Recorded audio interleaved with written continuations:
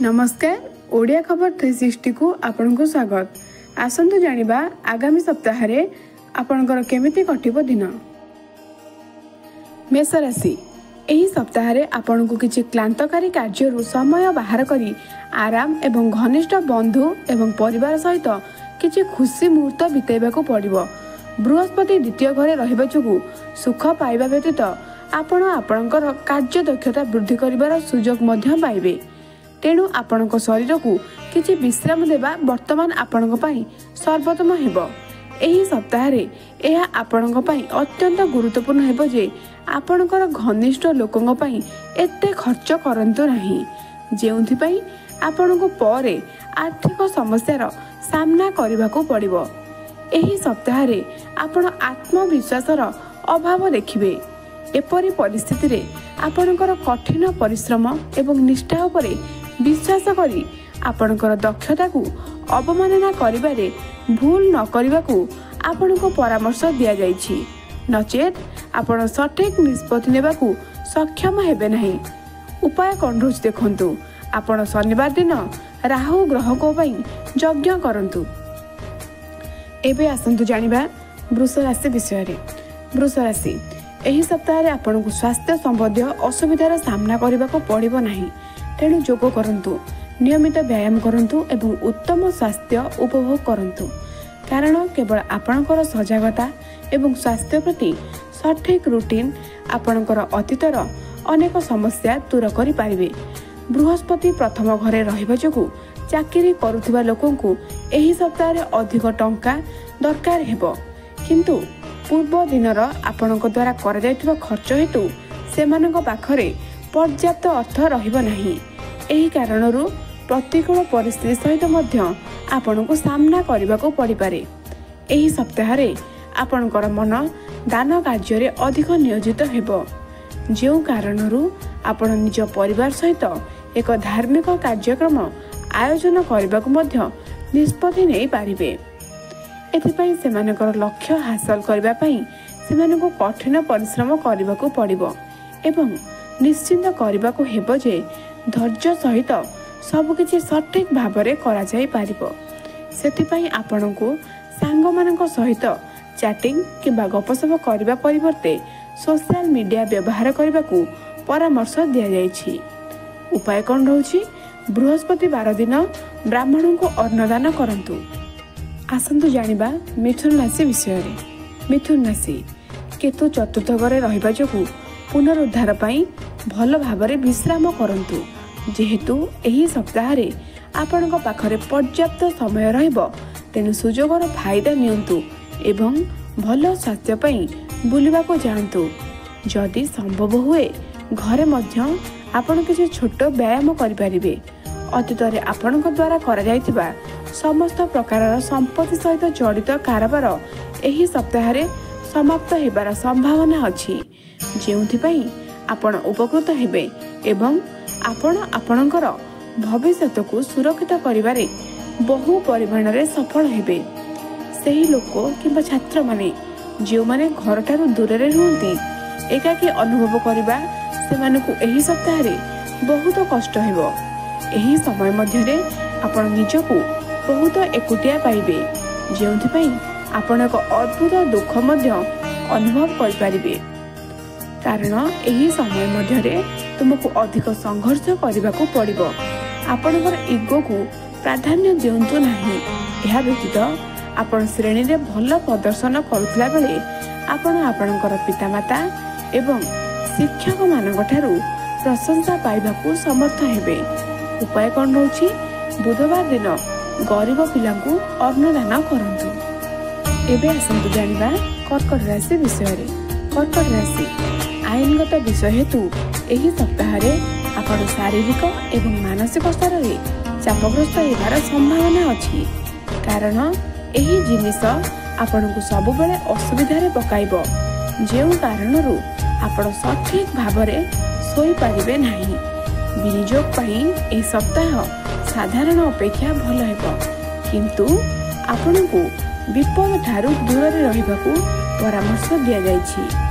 राहु नवम घरे रहिबे, तेणु उपयुक्त परामर्श सहित ଆପଣଙ୍କର ବିନିଯୋଗ କରନ୍ତୁ ଏବଂ ଲାଭ ଅର୍ଜନ କରିବା ସମୟରେ ଜୀବନରେ ବଢ଼ନ୍ତୁ।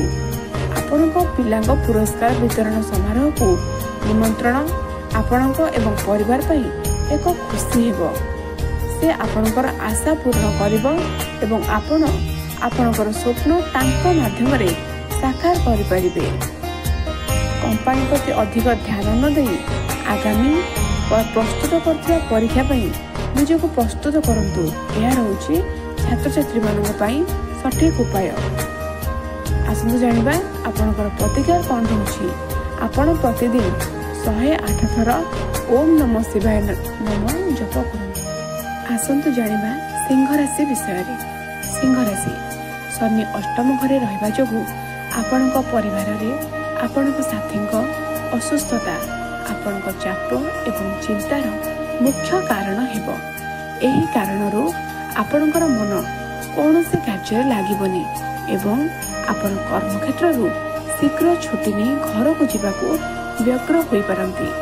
ଯେଉଁମାନେ କୌଣସି ସ୍ଥାନରେ ବିନିଯୋଗ କରିଥିଲେ ସେମାନେ ଏହି ସପ୍ତାହରେ ଆର୍ଥିକ କ୍ଷତି ସହିବାର ସମ୍ଭାବନା ଅଧିକ। ତେଣୁ ଅଧିକ ବିପଦପୂର୍ଣ୍ଣ ନିଷ୍ପତ୍ତି ନେବାଠାରୁ ଦୂରେଇ ରୁହନ୍ତୁ ଏବଂ ଗୁରୁଜନମାନଙ୍କ ସହିତ କଥାବାର୍ତ୍ତା କରିବା ସମୟରେ ସେମାନଙ୍କର ଅଭିଜ୍ଞତା ଗ୍ରହଣ କରନ୍ତୁ। ଏହି ସପ୍ତାହରେ ଆପଣଙ୍କର ଚତୁର ପ୍ରକୃତି ହେତୁ ଆପଣ ଆପଣଙ୍କର ପାରିବାରିକ ପରିବେଶକୁ ପୂର୍ବ ଅପେକ୍ଷା ଅଧିକ ସୁଖଦ କରିବେ। ଏହି ସପ୍ତାହରେ ଶିକ୍ଷା ହେତୁ ଘରୁ ଦୂରରେ ରହୁଥିବା ଛାତ୍ରଛାତ୍ରୀମାନଙ୍କୁ ବାସନ ଏବଂ ପୋଷାକ ଧୋଇବା ପରି ଘର କାମରେ ପୁରା ସପ୍ତାହ ବିତାଇବାକୁ ପଡ଼ିବ, ଯେଉଁଥିପାଇଁ ସେମାନଙ୍କୁ କିଛି ଅସୁବିଧା ହୋଇପାରେ। ଏପରି ପରିସ୍ଥିତିରେ ଆପଣଙ୍କର ସପ୍ତାହକୁ ଭଲ ଭାବରେ ବ୍ୟବହାର କରିବାକୁ ଯୋଜନା କରିବା ପାଇଁ ତୁମ ପାଇଁ ଉପଯୁକ୍ତ ହେବ। ଆପଣଙ୍କ ପାଇଁ ଉପାୟ ହେଉଛି ଆପଣ ନିୟମିତ ଭାବରେ ଆଦିତ୍ୟ ହୃଦୟମ୍ ପାଠ କରନ୍ତୁ। ଆସନ୍ତୁ ଜାଣିବା କନ୍ୟା ରାଶି ବିଷୟରେ। କନ୍ୟା ରାଶି ଏହି ସମୟରେ ଆପଣଙ୍କୁ ବୁଝିବାକୁ ପଡ଼ିବ ଯେ ମାନସିକ ଶାନ୍ତି ପାଇଁ ଶରୀରକୁ ଚାପ ଦେବା ପରିବର୍ତ୍ତେ ଚାପର କାରଣ ଖୋଜିବା ଏବଂ ଏହାର ସମାଧାନ କରିବା ଉପଯୁକ୍ତ ଅଟେ। ଏହି ସପ୍ତାହରେ ନିଜକୁ ଚାପମୁକ୍ତ ରଖିବାକୁ ଚେଷ୍ଟା କରିବାକୁ ପଡ଼ିବ। ବୃହସ୍ପତିଙ୍କର ନବମ ଘରେ ରହିବା ଯୋଗୁଁ ଲୋକମାନେ ଏହି ସପ୍ତାହରେ ଆପଣଙ୍କର କଠିନ ପରିଶ୍ରମ ଏବଂ ଉତ୍ସର୍ଗୀକୃତତାକୁ ଲକ୍ଷ୍ୟ କରିବେ ଏବଂ ଏହି କାରଣରୁ ଆପଣଙ୍କୁ କିଛି ଆର୍ଥିକ ଲାଭ ମିଳିବାର ସମ୍ଭାବନା ଅଛି। ତଥାପି ଏହି ସମୟ ମଧ୍ୟରେ ଆପଣଙ୍କ ଜୀବନସାଥୀ ଆପଣଙ୍କୁ ଆର୍ଥିକ ସାହାଯ୍ୟ ଦେଇ କୌଣସି ଅସୁବିଧାରୁ ମୁକ୍ତି ପାଇବାରେ ସାହାଯ୍ୟ କରିବେ। ଘରେ ଖୁସିର ପରିବେଶ ଏହି ସପ୍ତାହରେ ଆପଣଙ୍କର ଟେନସନ୍ ହ୍ରାସ କରିବ। ଏପରି ପରିସ୍ଥିତିରେ ଉପଯୁକ୍ତ ଫାଇଦା ଉଠାଇ ପ୍ରତ୍ୟେକ ସୁଯୋଗ ସହିତ ଆପଣଙ୍କର କ୍ୟାରିୟର ସ୍ଥିର କରନ୍ତୁ।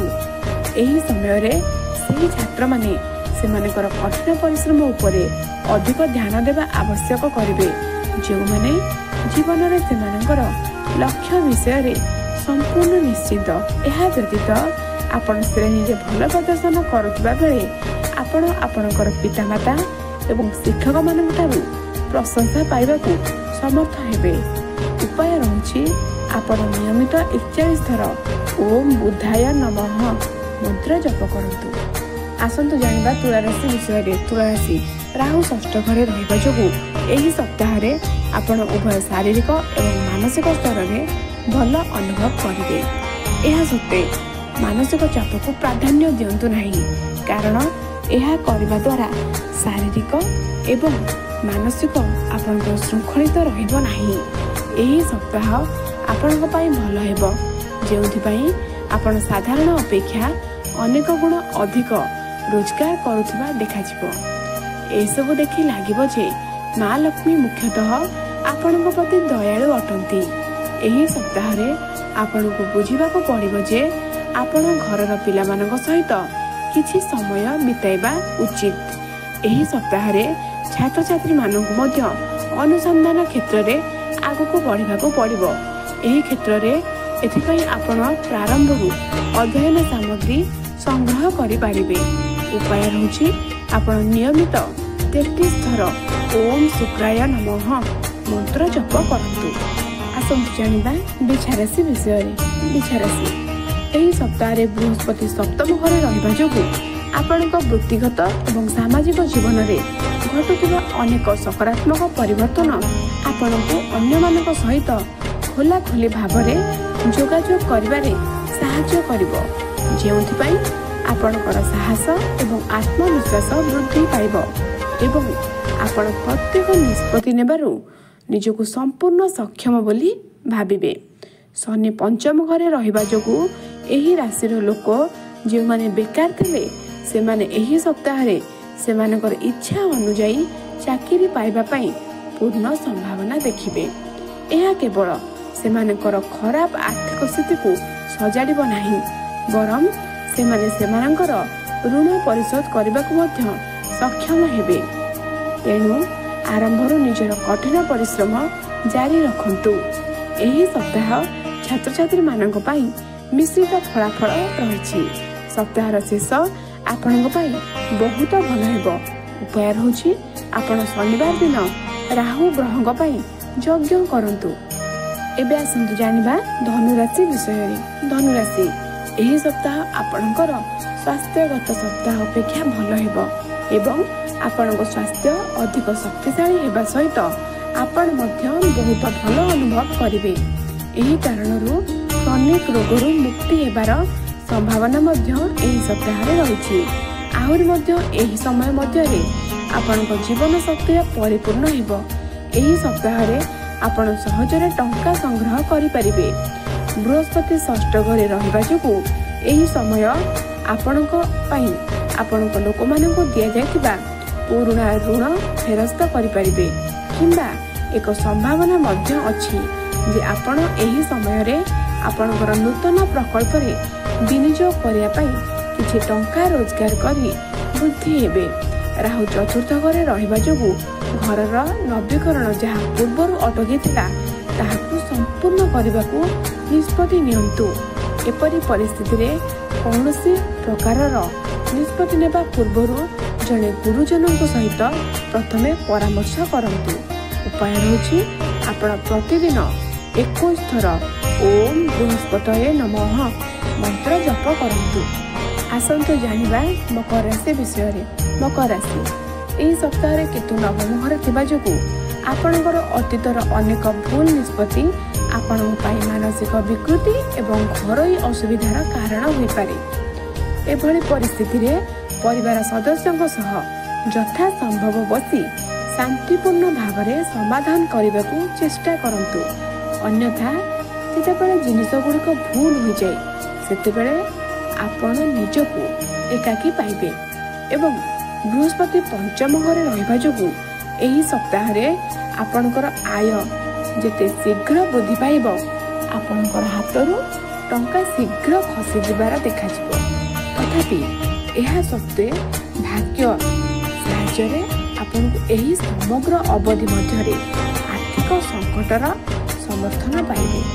କିନ୍ତୁ ଛୋଟ ପ୍ରସଙ୍ଗରେ ପରିବାର ସଦସ୍ୟଙ୍କ ସହ ମତଭେଦ ଯାହାକି ଘରର ଶାନ୍ତି ଭଙ୍ଗ କରିପାରେ, କାରଣ ଏହି ସମୟ ମଧ୍ୟରେ ଆପଣ ପ୍ରତ୍ୟେକ ବିଷୟକୁ ସଠିକ୍ ଭାବରେ ବୁଝିବାରେ କୌଣସି ଅସୁବିଧାର ସମ୍ମୁଖୀନ ହେବେ ନାହିଁ। ଉପାୟ କ'ଣ ରହୁଛି? ଆପଣ ଶନିବାର ଦିନ ବିକଳାଙ୍ଗ ଲୋକଙ୍କୁ ଅର୍ଣ୍ଣଦାନ କରନ୍ତୁ। ଆସନ୍ତୁ ଜାଣିବା କୁମ୍ଭ ରାଶି ବିଷୟରେ। କୁମ୍ଭ ରାଶି, ଏହି ସପ୍ତାହରେ କେତୁ ଅଷ୍ଟମ ଘରେ ରହିବା ଯୋଗୁଁ ଆପଣଙ୍କ ସ୍ୱାସ୍ଥ୍ୟ ସମ୍ବନ୍ଧରେ ଆପଣଙ୍କ ପ୍ରକୃତିରେ ଟିକିଏ ଅଧିକ ସତର୍କତା ଦେଖାଯିବ, ଯେଉଁଥିପାଇଁ ଆପଣ ପୂର୍ବ ଅପେକ୍ଷା ଭଲ ଖାଉଥିବା ଦେଖାଯିବେ। ତେଣୁ ଆପଣଙ୍କର ଜୀବନଶୈଳୀକୁ ଠିକ୍ ରଖ ଏବଂ ଭଲ ସ୍ୱାସ୍ଥ୍ୟ ଉପଭୋଗ କର। ବୃହସ୍ପତି ଚତୁର୍ଥ ଘରେ ରହିବା ଯୋଗୁଁ ଯେକୌଣସି ପ୍ରକାରର ଛୋଟ ରିଅଲ ଇଷ୍ଟେଟ୍ ଏବଂ ଆର୍ଥିକ କାରବାର ପାଇଁ ଏହି ସପ୍ତାହ ଅତ୍ୟନ୍ତ ଶୁଭ ଅଟେ। ତଥାପି ବର୍ତ୍ତମାନ କୌଣସି ପ୍ରକାରର ବଡ଼ ବିନିଯୋଗ କରିବାଠାରୁ ଦୂରେଇ ରୁହନ୍ତୁ ଏବଂ ଯଦି ଏହା କରିବା ସମ୍ଭବ ନୁହେଁ ତେବେ ଆପଣଙ୍କୁ ଏକ ବଡ଼ କିମ୍ବା ଅଭିଜ୍ଞ ବ୍ୟକ୍ତିଙ୍କ ସାହାଯ୍ୟ ପରେ କୌଣସି ବଡ଼ ବିନିଯୋଗରେ ବିନିଯୋଗ କରିବାକୁ ପରାମର୍ଶ ଦିଆଯାଇଛି। ଏହି ସପ୍ତାହରେ ଆପଣଙ୍କ ନିକଟତର କେହି କିମ୍ବା ଆପଣଙ୍କ ଘରର ଜଣେ ସଦସ୍ୟ ଆପଣଙ୍କ ପ୍ରତି ଅତି ଅଦ୍ଭୁତ ଆଚରଣ କରିପାରନ୍ତି, ଯେଉଁଥିପାଇଁ ଆପଣ କିଛି ଅସୁବିଧା ଅନୁଭବ କରିବେ। ସେଗୁଡ଼ିକ ବୁଝିବାରେ ଆପଣ ଆପଣଙ୍କର ଅନେକ ସମୟ ଏବଂ ଶକ୍ତି ନଷ୍ଟ କରିପାରିବେ, କାରଣ ଏହି ସମୟ ଆପଣଙ୍କ ପାଇଁ କିଛି ଭଲ ଖବର ଆଣିବ, ଯାହାକି ଆପଣ ଛାତ୍ର ସମୟରେ ଯେଉଁମାନେ ଅଧ୍ୟୟନ କରୁଥିବେ ସେମାନେ ପରିବାର ଠାରୁ ଦୂରେଇ ରୁହନ୍ତୁ। ସେମାନେ ଏହି ସମୟ ମଧ୍ୟରେ ସେମାନଙ୍କ ପିତାମାତାଙ୍କ ଠାରୁ କିଛି ଉତ୍ସାହ ପାଇପାରିବେ। ଉପାୟ କ'ଣ ରହୁଛି? ଆପଣ ଶନିବାର ଦିନ ଗରିବ ଲୋକଙ୍କୁ ଅନ୍ନଦାନ କରନ୍ତୁ। ଏବେ ଆସନ୍ତୁ ଜାଣିବା ମୀନ ରାଶି ବିଷୟରେ। ମୀନ ରାଶି, ରାହୁ ପ୍ରଥମ ଘରେ ରହିବା ଯୋଗୁଁ ଏହି ସପ୍ତାହରେ କାମରେ ଏକାଗ୍ରତା ବଜାୟ ରଖିବା କଷ୍ଟକର ହୋଇପାରେ, କାରଣ ଏହି ସମୟ ମଧ୍ୟରେ ଆପଣଙ୍କର ସ୍ୱାସ୍ଥ୍ୟ ସମ୍ପୂର୍ଣ୍ଣ ଭଲ ରହିବ ନାହିଁ, ଯେଉଁଥିପାଇଁ ତୁମକୁ ଔଷଧ ମଧ୍ୟ ନେବାକୁ ପଡ଼ିପାରେ ଏବଂ ଏହି କାରଣରୁ ଆପଣଙ୍କ ସ୍ୱାଦ ଏବଂ ପ୍ରକୃତି ସାଧାରଣ ଅପେକ୍ଷା କିଛି ଖରାପ ହେବାର ସମ୍ଭାବନା ରହିବ। କେତୁ ସପ୍ତମ ଘରେ ରହିବା ଯୋଗୁଁ ଯଦି ଆପଣ ଅତୀତରେ କୌଣସି ଟଙ୍କା ବିନିଯୋଗ କରିଥାନ୍ତେ, ତେବେ ଏହି ସପ୍ତାହରେ ଆପଣଙ୍କ ଅସୁବିଧା ପାଇଁ ଏହା ମୁଖ୍ୟ କାରଣ ହୋଇପାରେ, କାରଣ ଏହି କାରଣରୁ ଆପଣ ଆର୍ଥିକ କ୍ଷତି ସହିପାରନ୍ତି।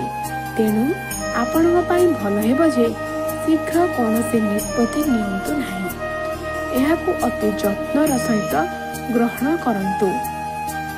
ଏହା ଆପଣଙ୍କ ମାନସିକ ଚାପକୁ ବଢ଼ାଇବ ଏବଂ ଠିକ୍ ସମୟରେ ସପ୍ତାହରେ ଛାତ୍ରମାନେ ସମ୍ପୂର୍ଣ୍ଣ ବିଶ୍ରାମ ନେବାକୁ ଚାହାନ୍ତି, କିନ୍ତୁ ଏହା ସମ୍ଭବ ଯେ ଆପଣଙ୍କ ପରିବାର ସଦସ୍ୟଙ୍କ ଘରେ ହଠାତ୍ ଆସିବା ଆପଣଙ୍କ ଯୋଜନାକୁ ନଷ୍ଟ କରିପାରେ। ତେଣୁ ଆରମ୍ଭରୁ ଏହି ସମ୍ଭାବନା ପାଇଁ ନିଜକୁ ପ୍ରସ୍ତୁତ କରନ୍ତୁ ଏବଂ ବ୍ୟସ୍ତ ହୁଅନ୍ତୁ ନାହିଁ, ନଚେତ୍ ଆପଣଙ୍କର ପୁରା ସପ୍ତାହ ନଷ୍ଟ ହୋଇପାରେ। ଉପାୟ କ'ଣ ରହୁଛି? ଆପଣ ଶନିବାର ଦିନ ରାହୁ ଗ୍ରହଙ୍କ ପାଇଁ ଯଜ୍ଞ